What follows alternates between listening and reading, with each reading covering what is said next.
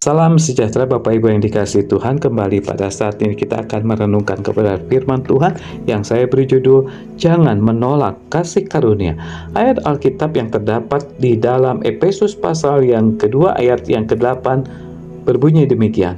Sebab karena kasih karunia kamu diselamatkan oleh iman, itu bukan hasil usahamu tetapi pemberian Allah.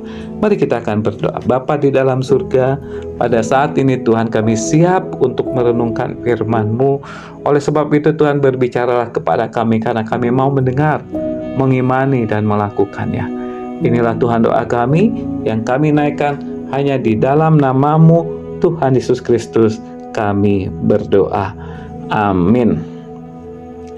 Pada waktu masih remaja, seorang yang bernama Karl Marx sudah lahir baru, dan dia mempunyai hubungan yang indah dengan Tuhan Yesus Kristus.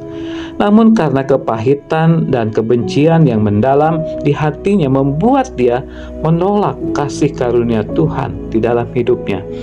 Masalahnya, sebagai warga negara Jerman, ia tidak suka dengan kondisi para tenaga kerja di zamannya. Namun ternyata gereja tidak mau mengambil tindakan seperti yang ia harapkan, sehingga menimbulkan kepahitan, menimbulkan kebencian di dalam hatinya. Ia tidak memusatkan kepada kasih karunia, sebaliknya kepada ketidakadilan di zamannya. Kemudian akar kepahitan tumbuh di hatinya sampai akhirnya ia menjual dirinya kepada iblis dan menjadi musuh utama Kristus dan gerejanya, yang akhirnya merumuskan teori komunisme pada waktu berumur 20 tahun. Saudara-saudara yang dikasihi oleh Tuhan Yesus Kristus, perhatikanlah apa yang dikatakan Rasul Paulus kepada jemaat di Galatia.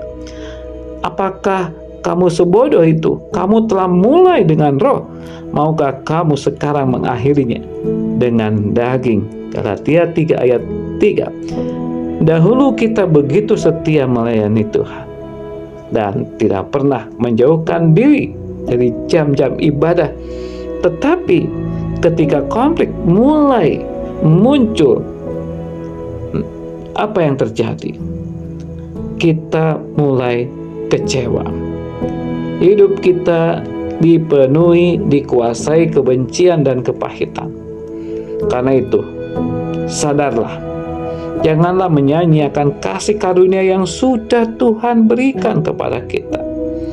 Jangan sampai kebencian, jangan sampai kepahitan lebih menguasai hidup kita, sehingga kita tidak lagi dapat merasakan kasih karunia Tuhan yang besar di dalam hidup kita.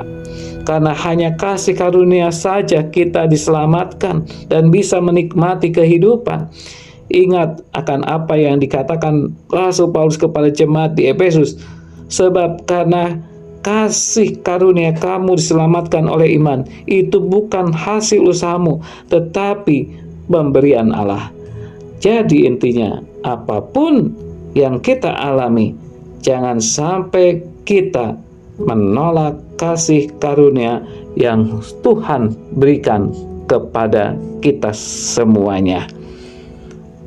Mari kita berdoa. Bapa di dalam surga, terima kasih oleh karena kasih karunia yang Tuhan berikan kepada kami, yang membuat kami oleh karena dengan iman kami kepadamu, maka kami mendapat keselamatan yang berasal daripada Engkau.